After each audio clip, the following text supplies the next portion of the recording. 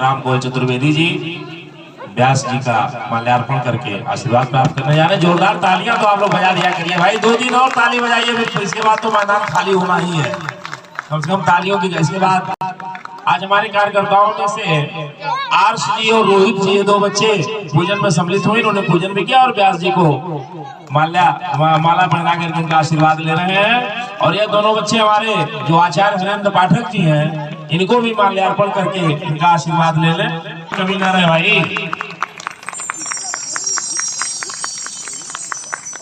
देखिए श्री सतनाम सलूजा जी माला पहना करके और साल भेंट करके आदरणीय व्यास जी का आशीर्वाद दे रहे हैं। आज पिछड़ गए हैं आप, हैं?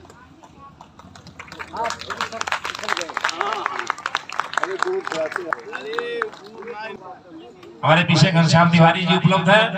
मैंने आपका नाम लिया था, थोड़ा आने में 2-1 मिनट विलम्ब हुआ, तब तक दूसरा कार्यक्रम है। जोरदार तालियां बजा करके आदरणीय घनश्याम तिवारी जी के लिए आप तालियों से आज के इस कार्यक्रम के शुभारंभ की अनुमति सभी लोग दें गुरुदेव को।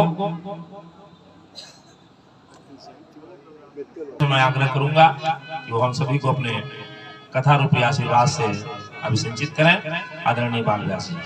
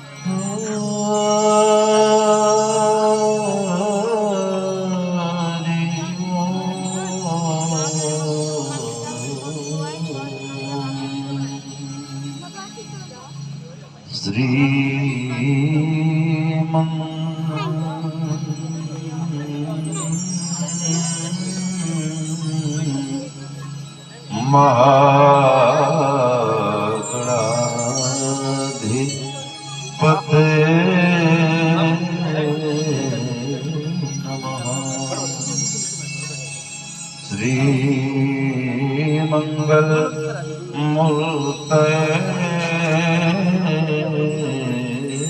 नमः। साम्ब सदा शिवाय नमः।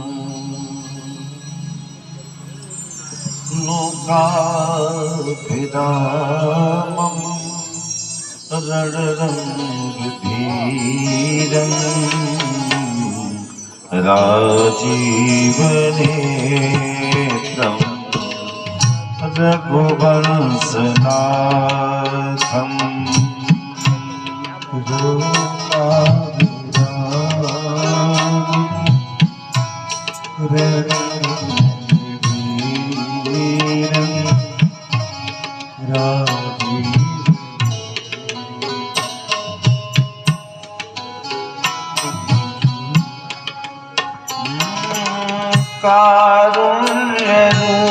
कारुण्यरूपम् करुणाकरन्तम्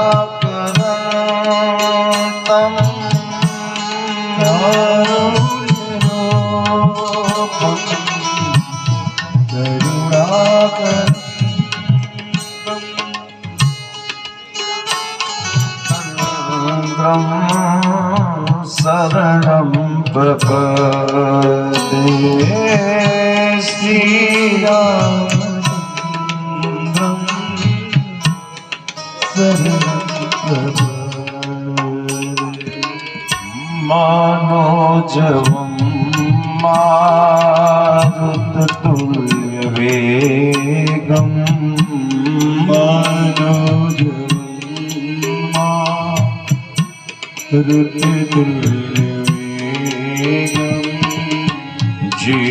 जितेन्द्रियं बुद्धिमतां वरिष्ठं जितेन्द्रियं बुद्धिमतां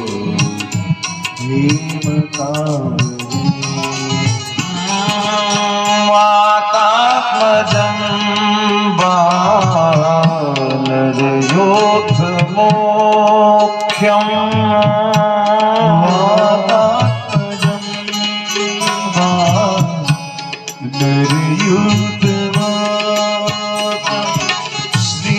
रामदूतं शरणं प्रपद्ये श्रीरामदूतं शरणं प्रपद्ये उत्प्रेक्षणं भगतस्य पादया किं कल्पते मातुर्मोक्ष जागसे किमस्ति नास्ति व्यपदेशभूषितं तवास्ति कुक्षे कियदप्यनन्त श्रेयस्तुति भक्तिमुदस्य ते विभो क्लिशयन्ति ये के वल्बोधनाब्धये तेषामसौ शल्ये वशिष्यते नान्यद् यथा यत् भोगवान्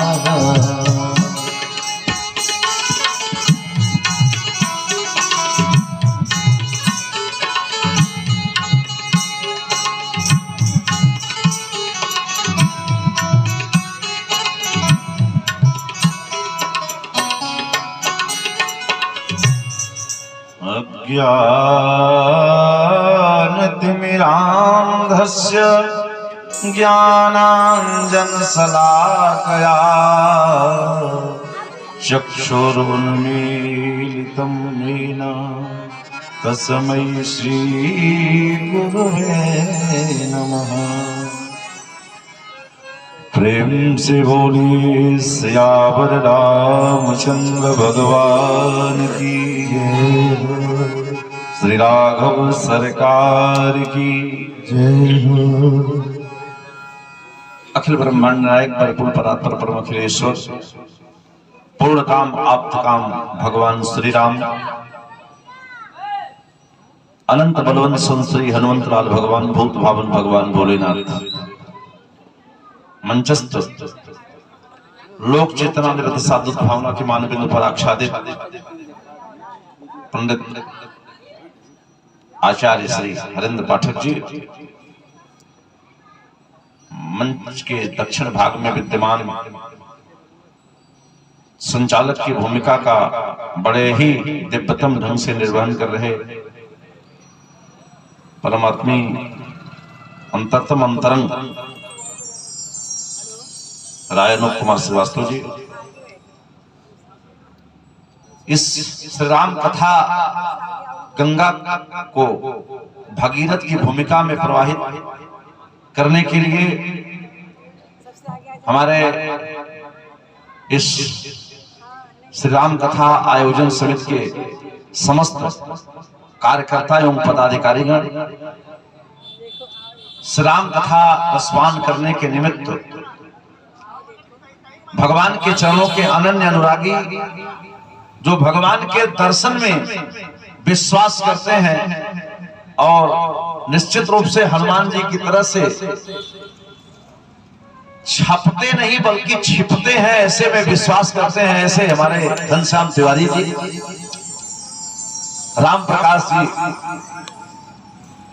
साथ ही साथ पांडे बाजार से और भी कुछ लोग, हमारे धर्मवीर जी, तो सभी लोगों को साधुवाद। और अमित संगीत विद्यालय से हमारे बीच अमित ओझा जी, जो आप जनपद के बड़े अच्छे संगीतज्ञ हैं और आपके संरक्षण में हर साल कम से कम 500 बच्चे संगीत पढ़ाकर और संगीत की शिक्षा ग्रहण करके विभिन्न जनपदों में ख्याति अर्जित कर रहे हैं,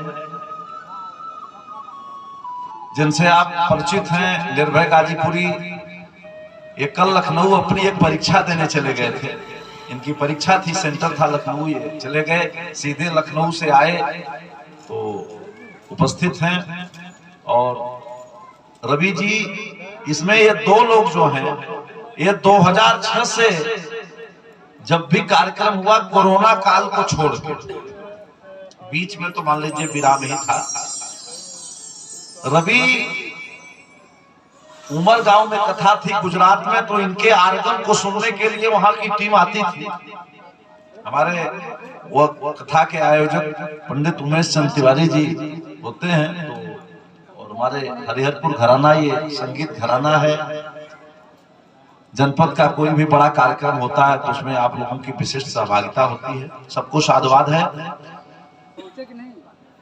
राम कथा रूपी गंगा में वाहन विगाहन निमज्जन करने के निमित्त पहले 2 बार अपने उन्मुक्त कंठ से भगवान नाम संकीर्तन, इसके बाद जैसे से गुरुदेव भगवान की कृपा होगी राम कथा रूपी पुष्प श्री राम जी के ही चरणों में अर्पित समर्पित करने का सतत प्रयास करेंगे, क्योंकि भगवान की कथा बिना भगवान की कृपा के न कहा जा सकता है और न सुना जा सकता है।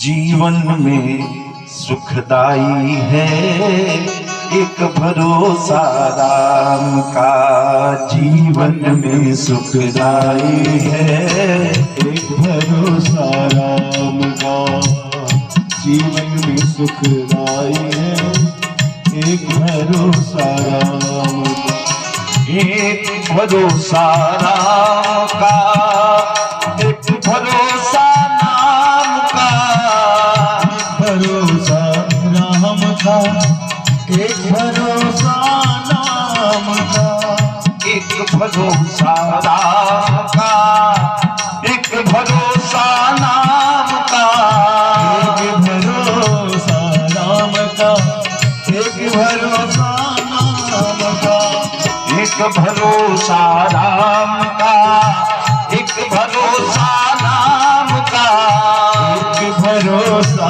राम का, एक भरोसा नाम का, जीवन में सुखदाई है एक भरोसा राम का, जीवन में सुखदाई है एक भरोसा राम का।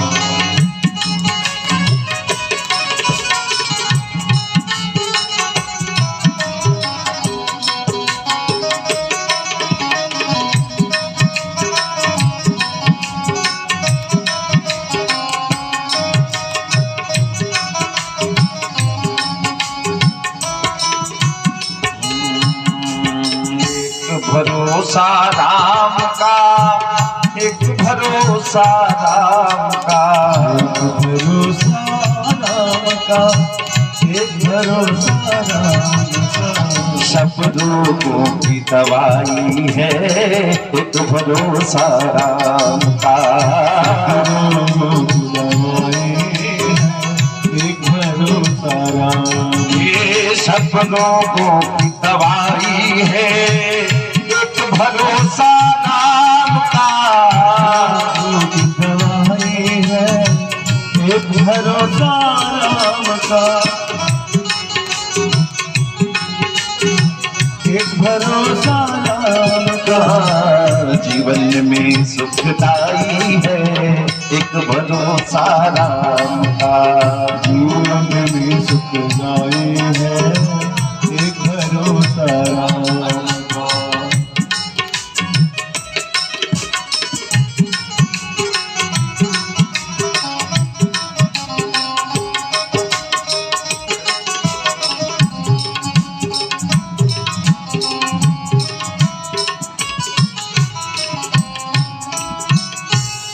बोलिए सियावर रामचंद्र भगवान की जय। आइए बिना किसी भूमिका के सीधे चलते हैं प्रसंग की ओर, क्योंकि समयाभाव है और कथा की यात्रा लंबी, 2 दिन शेष है। अभी बाल कांड में हम प्रवेश किए हैं। कल आपने भगवान के बाल लीला का वर्णन श्री गोस्वामी जी के शब्दों में सुना।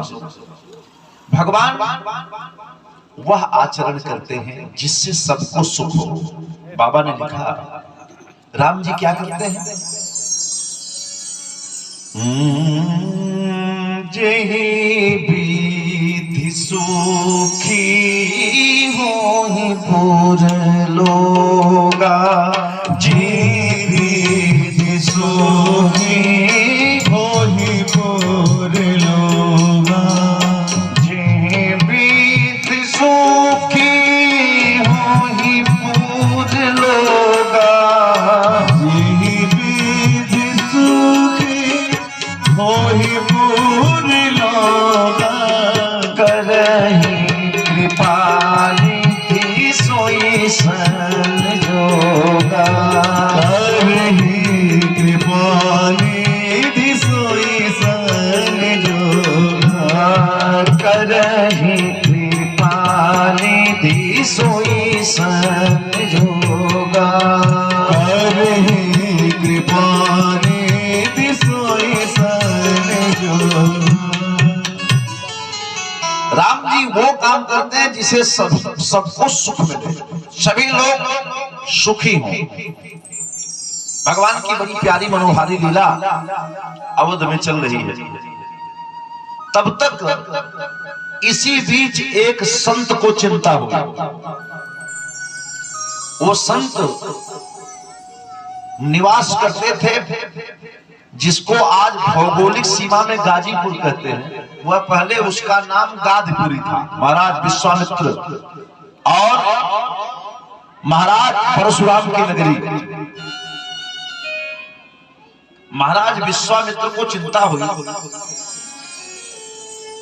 इस धरा पर पापियों का अत्याचार बढ़ रहा है और इस अत्याचार से यदि कोई रक्षा कर सकते हैं तो मेरे राम जी कर सकते हैं। अनाचार बढ़ रहा है, कौन बचाएगा?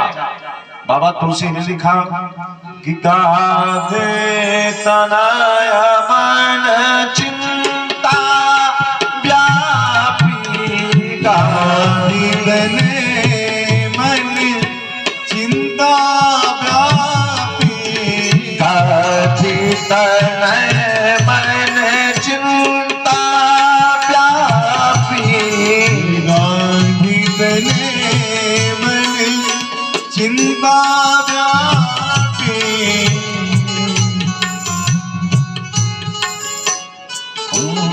हरि बिनु मरहि न निशिचर पापी, हरि बिनु मरहि न निश्चर पापी।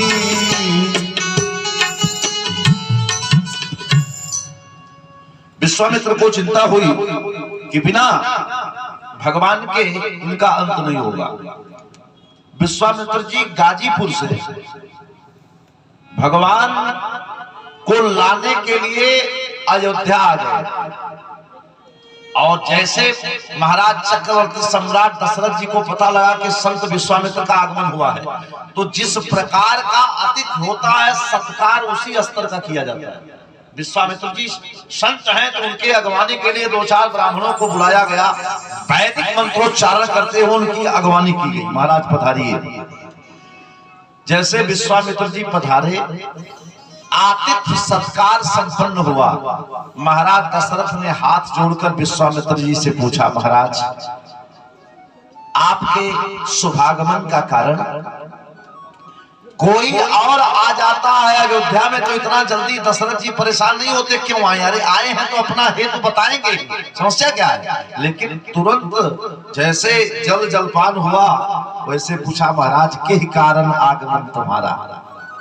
मैंने आपको एक दिन बताया था कि मानस में जहां एक बार आया है वहां कोई न कोई घटना है, और मानस में जहां कारण शब्द आया वहां कोई न कोई कारण है।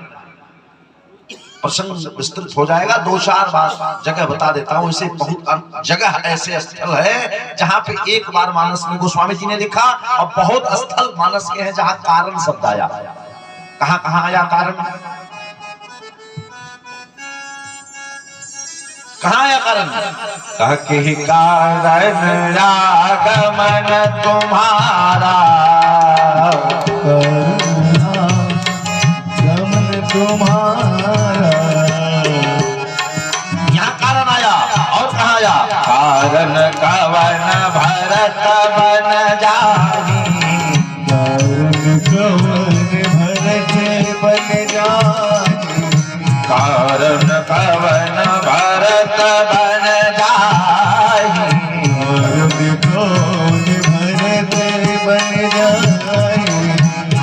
कछु कपट भाव मन माही, कछु कपट भाव मन माही, कछु कपट भाव मन माही।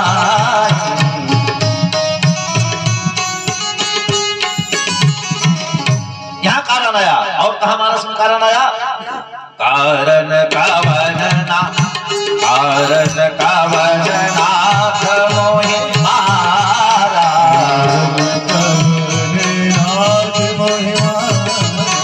कारण कवन नाथ मोहि मारा, नाथ महिमा मैं बैरी सुग्रीव प्यारा, सुदेव प्यारा। और कहा कारण आया, कारण एक मोर मैं माना,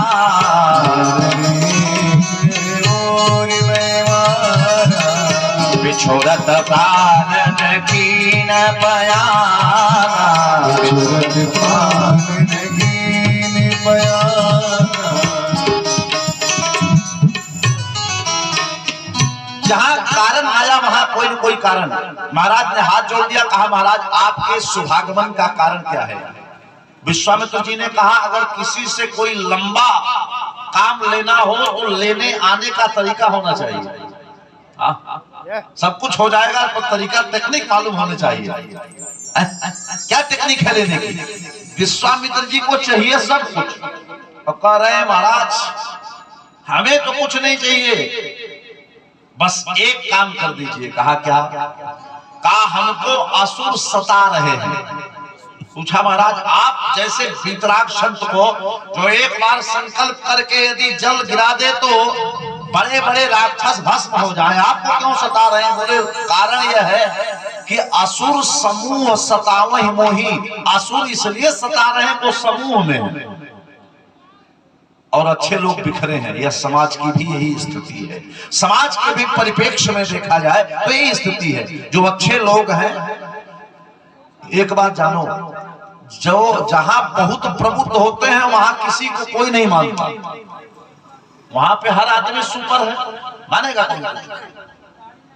जहां एक को 88,000 ऋषियों के मंतव्य को सूत जी ने बताया, शौनक जी ने बताया तो श्रीमद् भागवत की रचना हो गई। अगर 88,000 लोग अपना अपना विचार देते तो प्रश्न तालिका इतनी बड़ी हो जाती कि उत्तर कोई लिखने की हिम्मत नहीं करता। जहां 88,000 प्रश्न हो जाएंगे तो उत्तर कितना होगा। प्रश्न एक हो तो उत्तर बड़ा हो सकता है। तो होता क्या है कि जो बड़ा, जहां बहुत ज्यादा विशिष्ट लोग होते हैं वहां सामंजस्य नहीं बनता। उन्होंने कहा महाराज असुर हमें सता रहे हैं। दशरथ जी ने कहा तो अगर ऐसी बात है महाराज तो मैं तो देवासुर संग्राम में देवताओं की ओर से लड़ने जाता हूँ, चलिए मैं चलता हूँ। अरे बोले महाराज बड़े भयंकर भयंकर वाले राक्षस।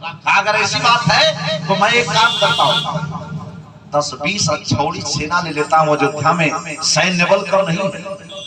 कहा महाराज वो तो बात आपकी सही है, लेकिन बात यह है कि आपके पौरुष पर कहीं संशय नहीं है। आप युद्ध में राक्षसों को मार सकते हैं, यह भी सत्य है, लेकिन हमको उसको लेके चलना है जो मार भी दे और तार भी दे।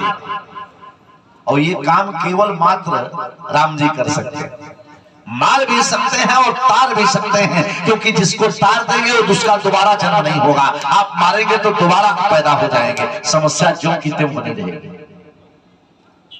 बोले तब क्या करना होगा। बोले राम जी को लक्ष्मण जी के साथ दे दीजिए, अनुज समेत देहु रघुनाथ था। जब ये बात विश्वामित्र जी ने कहा तो महाराज दशरथ ने राम जी को देने से साफ साफ मना कर दिया। क्या कहा। का चौथे पन पायऊ सुत चारी, चौथे पन पायऊ सुत चारी, चौथे पन पायऊ सुत चारी, चौथे पन पायऊ सुत चारी,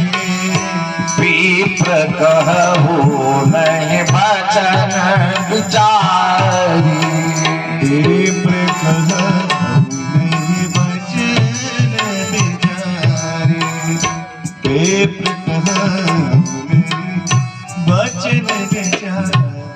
इस बात से एक संकेत मिलता है कि किसी से कुछ मांगना चाहिए तो विचार करके मांगना चाहिए कि मांगे कि ना मांगे।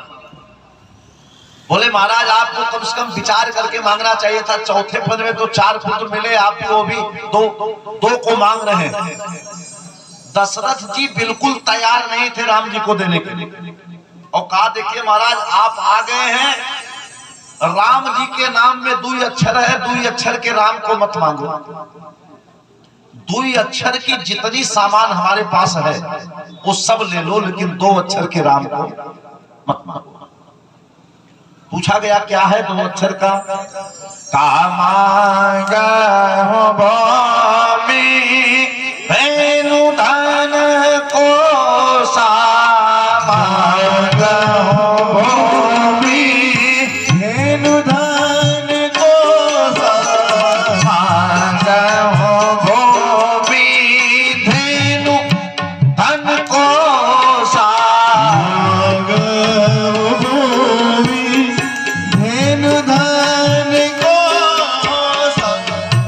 सर्वस देहु आज सहरोसा, सर्वस देहु आज सहरोसा।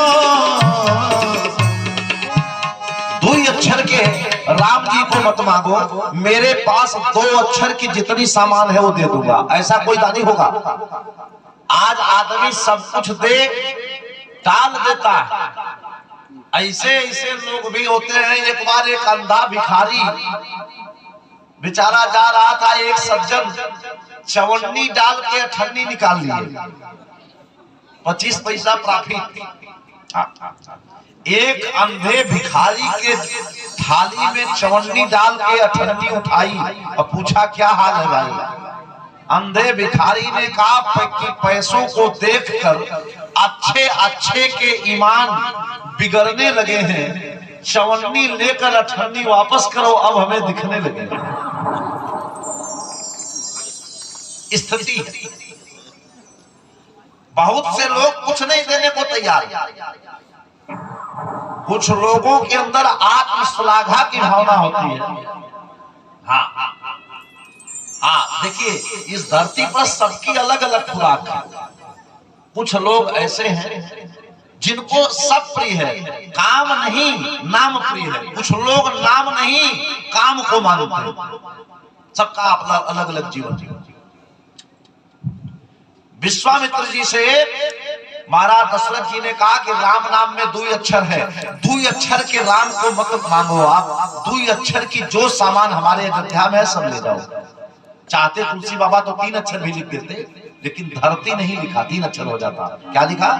कामागा भूमि 2 अक्षर धेनु धन को सा, मांगा भूमि धेनु धन को सा, सर्वस देहु आज सहरोसा, सर्वस देहु आज सहरोसा।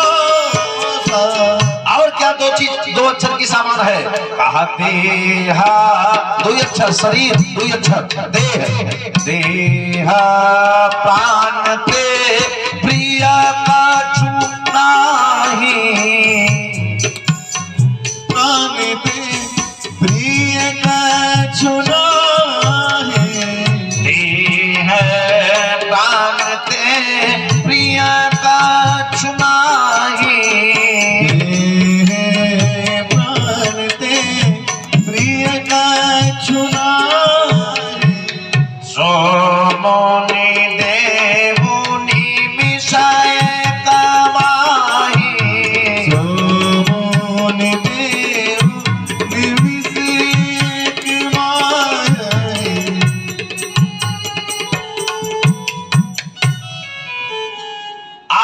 दो अक्षर की भूमि ले लो, धन ले लो, कोष माने खजाना ले लो, देश ले लो, प्राण ले लो, लेकिन राम को मत। राम देत नहीं बने गोसाई। देने को तैयार नहीं थे। वशिष्ठ जी आए, जबकि वशिष्ठ जी के 100 पुत्रों को विश्वामित्र ने मार दिया, लेकिन फिर भी महाराज वशिष्ठ को लगा कि विश्वामित्र जी राष्ट्र हित के लिए आए, इस समय इनकी मदद करो। पैरवी किया अपने से, कहा विश्वामित्र जी सो दशरथ जी ने कहा महाराज मैं यह काम नहीं कर सकता। महाराज वशिष्ठ मौके पर आ गए। वशिष्ठ जी ने कहा दशरथ जी के एक बात बताओ आप कि आपके पास पुत्र थे? कहा नहीं। कहा किसकी कृपा से मिले? मेरे गुरु जी आपकी कृपा से। कहा एक बात बताओ, एक बेटा तुम्हारे पास नहीं थे, संत महात्मा गुरु के आशीर्वाद से 4 पुत्र आए, एक संत 2 पुत्रों की याचना कर रहा है, 50% पर कंप्रोमाइज नहीं कर सकते? एक बहुत बड़े संत हुए श्रीमन नारायणाचार्य जी महाराज, भक्तमाली मामा जी महाराज, माता जानकी जी को अपनी बहन मानते थे। बड़ा अच्छा मामा जी का भाव है। बहुत प्रकार से वशिष्ठ जी ने जब समझाया वो नहीं समझे, तब वशिष्ठ बहुविध समझावा, तो वशिष्ठ जी ने माने बहू के आने की विधि भी समझा दिया कि लेके जाएंगे तो उधर से डबल लाएंगे, काहे को फायदा वाला सौदा है, काहे नहीं करते? बोले गुरुजी आप कहते हैं तो ठीक है। तब वशिष्ठ बहुविध समझाया, जब समझा दिया दे दिया, और लेकर के जैसे विश्वामित्र जी रामलला को चले, तो विश्वामित्र जी ने जब राम जी को देखा, तो जब इनके शरीर की ओर देखते हैं तो विश्वामित्र जी को भी इनको देख के संशय होने लगा कि जो देखने में इतने कोमल हैं, वो बड़े बड़े राक्षसों का वध कैसे करेंगे। तो विश्वामित्र जी ने मानो परीक्षा लेने के भाव से कहा कि लाला, आश्रम तक पहुंचने के 2 रास्ते हैं। एक जंगल के बीच से जाता है जो शॉर्टकट है, यदि आप वो पकड़ के चलेंगे तब तो कुछ समय में पहुंच जाएंगे, रात्रि का समय व्यतीत होते भोर में ही पहुंच जाएंगे ब्रह्म मुहूर्त में। और एक रास्ता जंगल के बाहर से जाता है, वो हम लोग मध्याह्न काल में पहुंचेंगे। राम जी ने कहा गुरुजी जो काम करना है वो सुबह से शीघ्रम इसी से चलते हैं। और जैसे चले मेरे राम जी, ताड़का दौड़ी, फैला के ताड़का दौड़ी, भयंकर। और जैसे दौड़ी मेरे राम जी ने बाण चढ़ाया, कहा कहीं बाण प्राण हरि लीना, कहीं बाण हरि लीना, कहीं बाण प्राण हरि लीना, कहीं बाण प्राण हरि लीना, दीन जानी से निज पद दीना,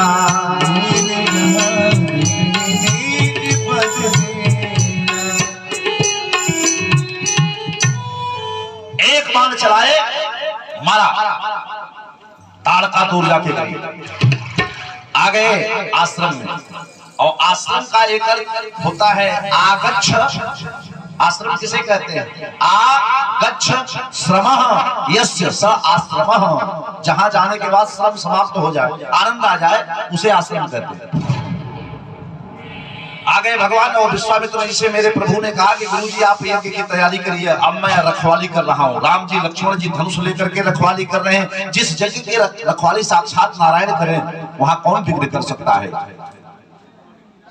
भगवान ने प्रातः काल ही गुरु जी से कह दिया, प्रातः कहा मोनि सन रघुराए, मुनि सन रघुराए, प्रातः कहा मोनि सन रघुराए, कहा मुनि सन रघुराए, निर्भय जग करो तुम जाए, निर्भय जग करो तुम जाए। भगवान अहल्या का उद्धार करते हुए जैसे आश्रम पर पहुंचे, प्रातः काल भगवान रखवाली कर रहे थे। गुरु विश्वामित्र जी ने यज्ञ प्रारंभ किया। राक्षस दौड़े यज्ञ को विध्वंस करने, लेकिन भगवान खड़े थे। जैसे मेरे प्रभु खड़े थे, आप रहे मक्की। भगवान राम जी ने गुरु जी से कहा कि गुरु जी अब तो महायज्ञ संपन्न हो गया, अगर आदेश हो अनुमति हो तो हम अब अयोध्या चले। कहा लाला एक यज्ञ तो आपने संपन्न करा दिया, अभी एक यज्ञ जनकपुर में हो रहा है, उसका नाम है धनुष यज्ञ। उस यज्ञ में को संपन्न कराने के लिए विशिष्ट नायक के रूप में आप ही यहाँ विज्ञजन बैठे हैं। आनंद रामायण में महाराज वाल्मीकि जी ने लिखा है कि विश्वामित्र जी ने जनक को एडवांस बता दिया था कि वैसे आप राजा महाराजाओं को आमंत्रण भेज के बुलवा लो धनुष तोड़वाने के लिए, लेकिन किसी से धनुष टूटेगा नहीं। जिनको मैं लेके आ रहा हूं सही मायने में धनुष उन्हीं से टूटेगा। आनंद रामायण में स्पष्ट लिखा गया है कि जिनको मैं लेके आ रहा हूं टूटेगा धनुष उन्हीं से। और जैसे ये बात कहा महाराज जनक ने उसका अनुपालन भी किया। सब मंचन थे मंच एक सुंदर विशद विशाल, सब मंचों से बड़ा एक मंच बना था जो मुख्य अतिथि के लिए बैठने का विशेष स्थान था। राजाओं के लिए तो चेयर लगी थी, लेकिन वीआईपी सोफा केवल राम जी के लिए ही लगाया गया था और किसी के लिए नहीं। सबसे विशिष्ट अतिथि के लिए विशेष व्यवस्था होती है, विशेष दीर्घा में बैठाया जाता है। इसलिए बाबा ने भी उसको इंगित किया कि मंच तो कई बने थे जनकपुर में, लेकिन सब मंचन थे मंच एक सुंदर विशद विशाल।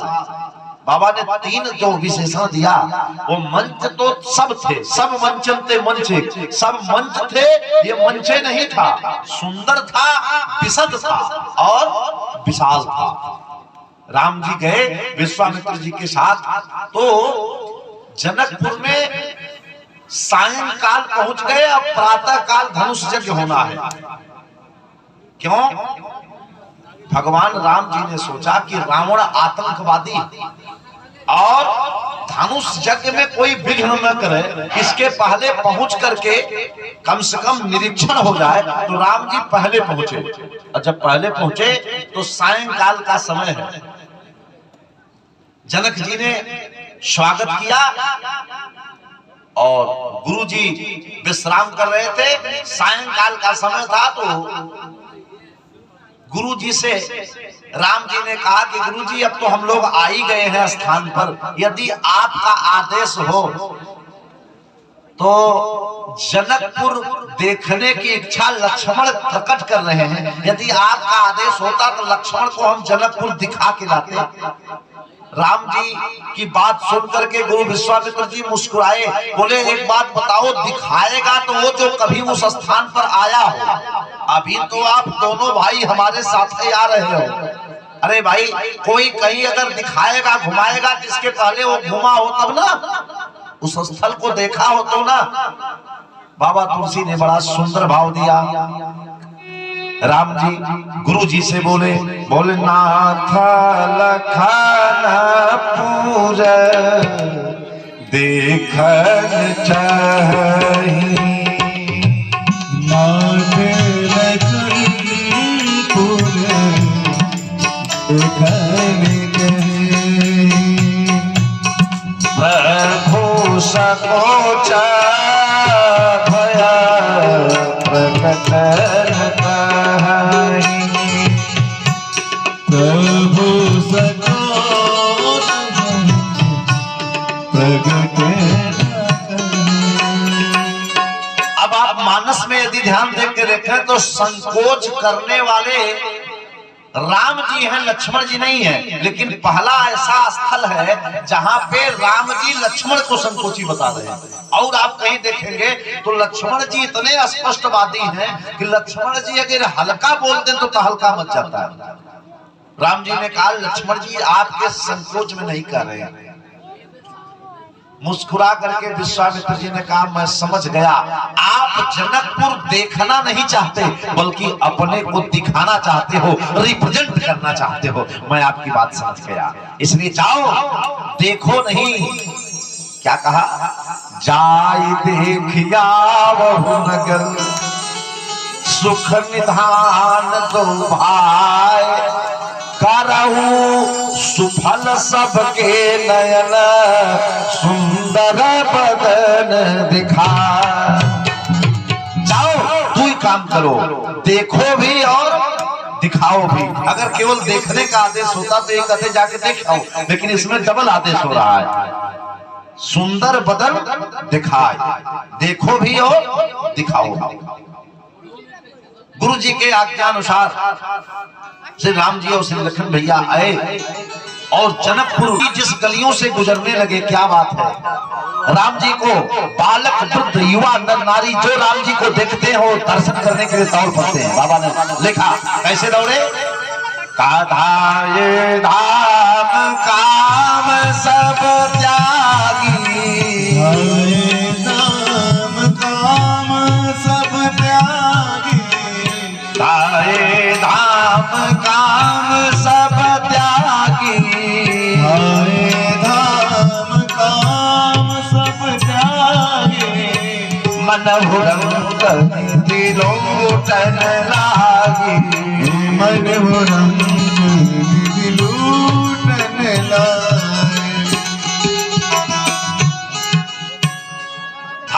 साहब अपने घर द्वार को छोड़ के दौड़े राम जी के पीछे।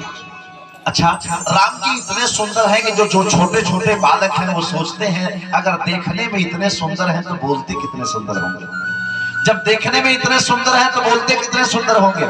आ गए, अब पीछे पीछे छोटे छोटे बालक, आगे आगे राम जी चल रहे हैं। सब राम जी से बालकों ने कहा आप हमारे घर चलो ना। भगवान सबसे कहते हैं चिंता मत करो, चलो। निज निज रुच सब ले ही बुलाई, भगवान बालकों के बुलाने पर भी आ जाते हैं। बालक का मतलब जिसका निर्मल हृदय हो वही बालक है। निज निज रुच सब ले ही बुलाई, बालक सब बुलाते हैं। सब राम जी के प्रेम पारवश्य में सब बालक वृद्ध युवा नर नारी दौड़ रहे हैं, सब राम जी का दर्शन कर रहे थे।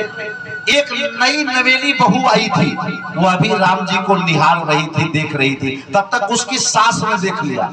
सास ने कहा अरे तू जब 4 दिन की बहू आई है, बड़े बुजुर्ग सब देख रहे हैं, तू घूंघट को उठा करके दर्शन कर रही हो, तुमको सब लोग क्या कहेंगे। बहू ने बड़ा अच्छा जवाब दिया, अच्छा उत्तर दिया, माताजी जब से नगर में राम जी आए हैं सबकी आँखियां राम जी को देखने में लगी हैं। आपके कर्म फूटे कि आप हमें देख रही हो, मैं किसको देख रही हूं। जब से राम जी आए क्या है, सब देख रहे हैं। और जैसे सबने देखना शुरू किया, बाबा ने लिखा एक बालक आया, उसने कहा एक बार कुछ आप अपने मुंह से बोल दो ना। अपने मुहवा क बोली या सुनादा बबुआ, अपने मुहवा क बोली या सुनादा बबुआ, हमके प्यारा प्यारा रूप दिखाना बबुआ, हमके प्यारा प्यारा रूप दिखाना बबुआ, दिखाना बबुआ हो, दिखाना बबुआ हो, दिखाना बबुआ हो, दिखाना बबुआ, हमके प्यारा प्यारा रूप दिखाना बबुआ, हमके प्यारा प्यारा रूप दिखाना बबुआ।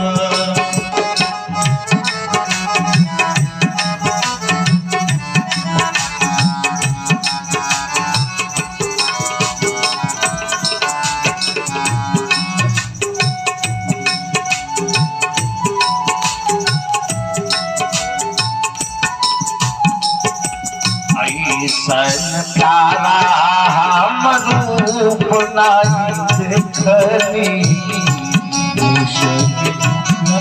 हम रूप नहीं देखने, जैसे सूरज चंदा रूप मन मोहनी, जैसे सूरज चंदा रूप मनमोहनी,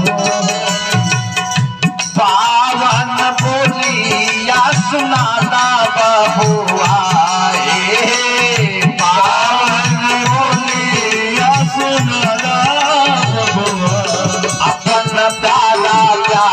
रूपवा दिखाता बबुआ और प्यारा प्यारा रूपवा दिखाता बबुआ दिखाता बबुआ हो दिखाता बबुआ दिखाता वो दिखाता बबुआ अपन प्यारा प्यारा रूपवा दिखाता बबुआ अपनी प्यारा प्यारा रूपवा दिखाता बबुआ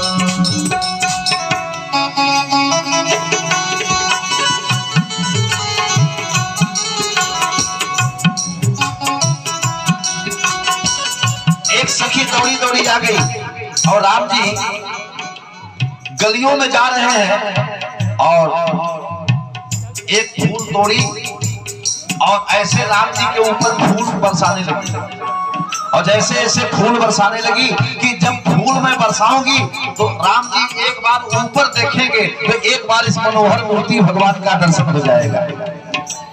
क्या कहती है, बड़ी प्यारी भावना है सखी की कि कन्याई रघुनाथ जी हमारे पूज्य गुरुदेव की रचना है।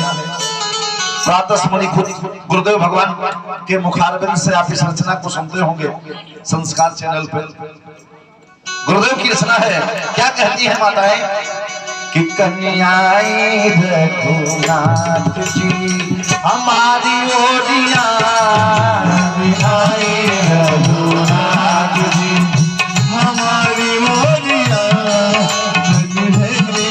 रघुनाथ जी हमारी मोरिया हमारी मोरिया हमारी ओरिया हमारी ओरिया कन्याई रघुनाथ हमारी ओरिया कन्याई रघुनाथ जी हमारी मोरिया कन्याई रघुनाथ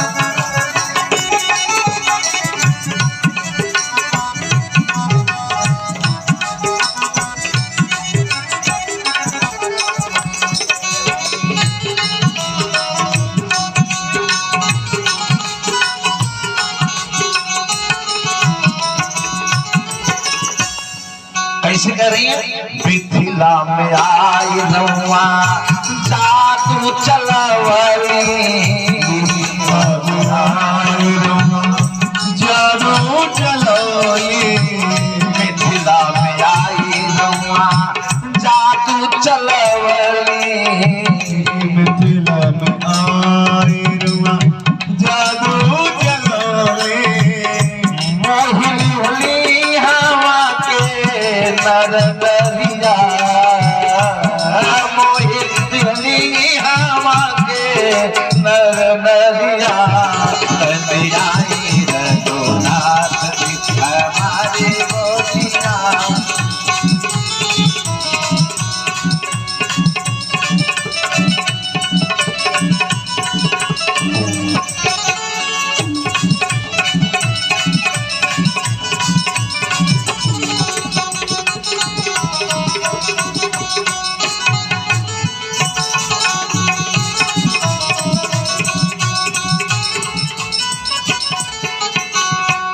भाव बड़े लंबे हैं पर कथा का क्रम आगे बढ़ाना है।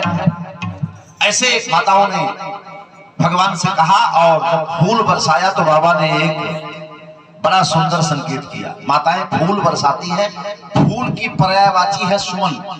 एक सुमन का मतलब फूल होता है, एक सुमन का मतलब सुंदर बन, अर्थात सुमन के माध्यम से ये माताएं बता रही हैं कि प्रभु आपको निर्मल मन की आवश्यकता होती है और हमारा मन भी इस सुमन के माध्यम से, जैसे यह सुमन पवित्र है वैसे हमारा मन भी पवित्र है।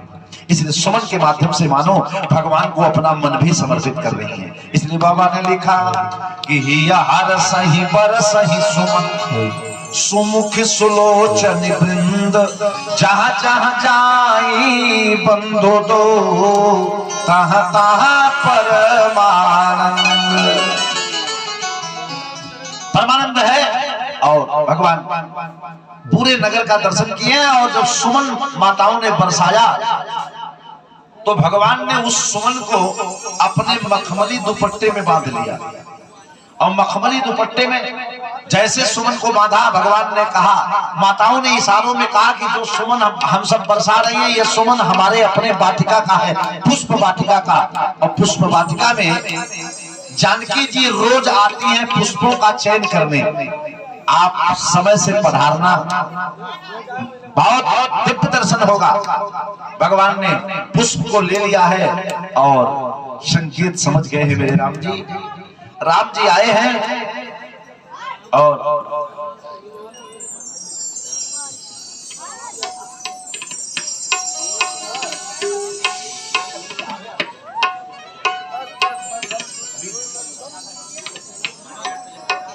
जी की कृपा से, पूज्य गुरुदेव की कृपा से कोई सेलेक्टेड नहीं होते।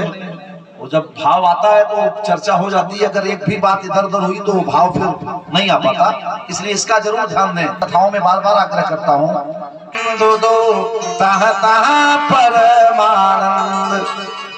राम जी ने पुष्प को अपने मखमली दुपट्टे में बांध लिया और बांध करके मेरे राम जी आए। रात्रि काल का समय हो गया। अब तो सायंकाल घूमने ही गए थे नगर दर्शन करने, लक्ष्मण भैया को घुमाने आए, तो सायंकाल का समय हो गया। जैसे इस समय रात्रि काल का समय, वैसे रात्रि काल का समय हुआ। गुरु विश्वामित्र जी ने फलहार लिया, महाप्रसाद ग्रहण किया, इसके बाद शयन करने लगे। राम जी शिष्य के रूप में हैं, लक्ष्मण जी शिष्य के रूप में हैं। आज की तरह से व्यवस्था नहीं है। आज चल तो गुरु जी जा रहे हैं, चेला जा रहे हैं, कहते क्या गुरु,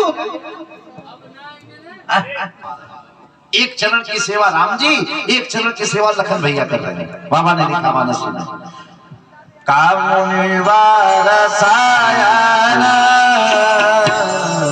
कीन तब जाई, मुनिवर सायाना कीन तब जाई, लगे चरण चापन दो भाई, लगे चरण चापन दो भाई, मुनिवर सायाना कीन तब जाई, मुनिवर सायाना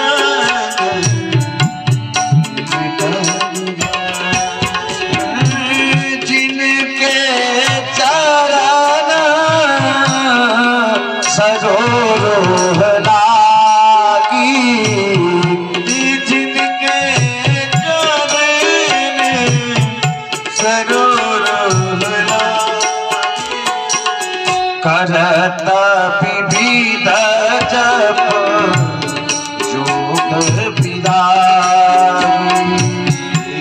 करत विविध जप योग विधाई, तेई दो बंधु, तेई दो बंधु, प्रेम जनु जीते,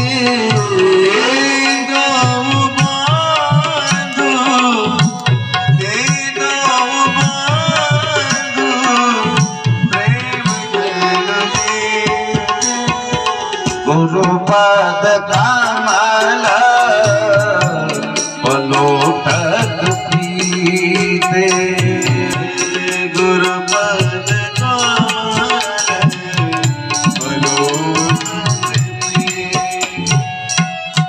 एक चरण की सेवा राम जी, एक चरण की सेवा लखन भैया कर रहे हैं। किसी ने आकर के विश्वामित्र जी से कहा कि आप कभी इनके चरण दर्शन के लिए अयोध्या गए थे, आज इन्हीं से चरण की सेवा करवा रहे हो। राम जी ने कहा क्या, विश्वामित्र जी ने कहा कहना क्या चाहते हो। बोले आप कभी इनके चरण दर्शन के लिए अयोध्या गए थे, आज आपके चरण की सेवा कर रहे हैं। विश्वामित्र जी ने कहा लीला में सब करना पड़ता है, यदि लीला में परिचय हो जाए तो लीला बिगड़ जाती है, कहीं कहीं स्थिति बदल जाती है। एक बार एक गांव में रामलीला का आयोजन हो रहा था। रामलीला में जो रावण बनने वाला था उसकी तबीयत खराब हो गई। तो रामलीला के मैनेजर ने कहा कि रामलीला में आज रावण का पाठ कौन करेगा। तो गए, एक बड़ा मोटा तगड़ा हलवाई था, भयंकर रूप वाला विशाल, और जैसे गए उससे कहे भैया एक काम करो, आज रामलीला में रावण का पाठ कर दो। बोले एक बात बताओ, मैं आज पढ़ा लिखा आदमी हूँ। नहीं। बोले करना कुछ नहीं, इतना रिहर्सल करो, कोई आएगा मंच पर जब ललकार के पूछेगा तो कह देना मैं दशग्रीव रावण हूँ, काम हल हो जाएगा। बोले हमारी दुकान कौन देखेगा। बोले कितना दुकान से कमा लेते हो। कहा 1000 बच जाता है। बोले 2000 ले लो, शाम को 1 घंटे का काम है। उसने सोचा डबल इनकम हो जाएगी। दिन में रिहर्सल किया, कोई आता था कहता था 5 रुपए का जलेबी दो, कहा मैं दशग्रीव रावण हूँ। बेचारा खुद तैयारी किया, लेकिन अब रावण तो कभी बना नहीं था। कहीं कहीं स्थितियां बदल जाती हैं बेचारे। अब आया, जैसे मंच पर रावण का ड्रेस पहना, जो अंगद बना था रामलीला वाला, वो आया, बोला है पता कौन है। देखते ही उस रूप को डर गया। जब अंगद जो था हर साल वो अभिनय करता था, अंगद का उसको हैबिट थी, हैबिट इज सेकंड नेचर। ललकार के मुझे बता कौन है। कहा साहब मैं भोदू हलवाई। अरे रामलीला के मैनेजर ने कहा यार पब्लिक के सामने तो एक बार कह दे कि तू रावण है। बोले नहीं साहब, रामलीला के मैनेजर साहब 2000 में पकड़ के लाए साहब, हम हमारी दुकान है, हम रावण होना नहीं। पूरी लीला बिगड़ गई। लीला में परिचय हो जाए तो लीला बिगड़ जाती है। विश्वामित्र जी ने कहा कभी इनके चरण दर्शन के लिए मैं अयोध्या गया था, आज मेरी सेवा कर रहे हैं क्योंकि शिष्य के रूप में है, चेला के रूप में। बोले तब रात्रि का समय अधिक हो गया। गुरु विश्वामित्र जी ने राम जी से कहा कि लाला अब जाके विश्राम करो। आज का चेला होता सोता किसी तरह से जान बचा, लेकिन एक बार कहने पे नहीं गए। बाबा ने लिखा बार बार मुनि आज्ञा दीनी, बार बार मुनि आज्ञा देनी, बार बार मुनि आज्ञा दीनी,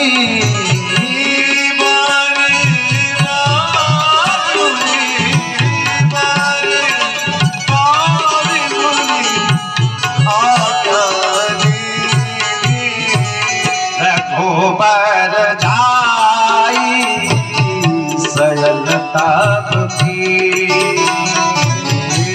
रघुबर जाए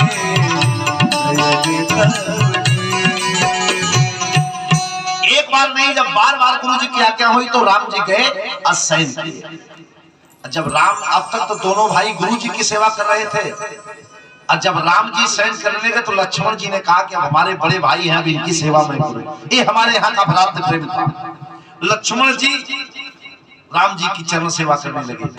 रात्रि का समय ज्यादा हो गया तो लक्ष्मण जी से राम जी ने कहा भैया अब तक तो हम दोनों लोग गुरु जी की सेवा कर रहे थे, अब तुम जाओ और तुम भी विश्राम करो।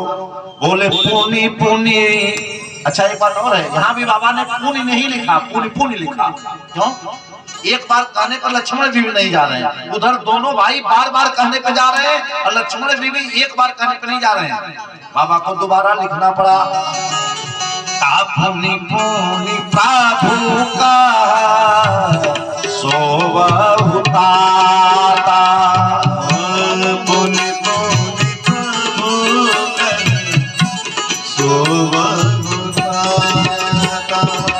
बार बार जब भैया राम जी का आदेश हुआ तो छोटे भाई हैं, आदेश मानना है, जाकर के लक्ष्मण जी सोए। अब आप सोने का क्रम देखो, सबसे पहले कौन सोए मानस में? गुरु जी। विश्वामित्र जी की सेवा भी दोनों भाई कर रहे थे। पहले कौन सोए? गुरु जी, इसके बाद राम जी, इसके बाद कौन सोए लास्ट में? लक्ष्मण जी सोए सबसे लास्ट में लक्ष्मण भैया, लेकिन उठे सबसे पहले। इसका मतलब हो कि घर के जो बड़े बुजुर्ग हों पहले भोजन करें, पहले सो जाएं, लेकिन जो खिलाने वाला हो, सेवक हो, लास्ट में सोए और सेवा करने के लिए सबसे पहले उठ जाए, तभी सेवा करेगा। अब मान लो बहू 7 बजे खा के सूत जाए तो सास को खाना निकाले खाना पड़ेगा, और 9 बजे तक सोए तो बेटी उसी को देना पड़ेगा। स्थिति है ना। चेला 9 बजे तक सोए, गुरु जी खुदा उठावे कि चलो नहा दो, तो काम बिगड़ जाएगा। सोए सबसे बाद में लक्ष्मण भैया, उठे सबसे पहले। कब उठे? बाबा ने लिखा, उठे लखन निस बिगत सुन अरुण शिखा धुनिका, गुरु ते पहले जगतपति जागे राम सुजा। जैसे 4 बजे भोर में मुर्गा बोलने की आवाज आई। पहले भोर में जब घड़ी नहीं होती थी, मोबाइल में अलार्म सेट नहीं होता था, आज सेट बढ़ रहा है और हर आदमी अब सेट हो रहा है। TV set, mobile set, DVD set, तमाम हैंड सेट, लेकिन सेट बढ़ रहा है, हर आदमी अब सेट हो रहा है। हमारे विष्णु भगवान किस पे सोते हैं? श्लोक पढ़ो, शांताकारं भुजग शयनम, सांप पे शयन करते हैं। विनय बाबू जानते हैं, एक सांप निकल जाए तो आधा घंटा समय चला जाता है, वही काम नहीं होता। विष्णु भगवान सोते ही हैं उसी पर, और सांप निकल जाए तो आधा घंटा का समय पार हो जाता है। समझ रहे हैं?